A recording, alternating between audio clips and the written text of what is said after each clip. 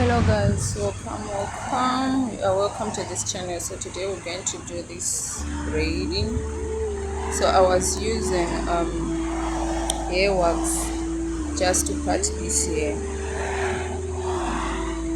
So you need to have a hair wax. So here I was using Isoplas gel. So you can use any hair wax for yourself. You can use the wax for dreadlock, so that it can, when you part, your part's gonna look very nice. So we were using color black. It's not like completely black, it was kind of brownish, so it's the one that I was using.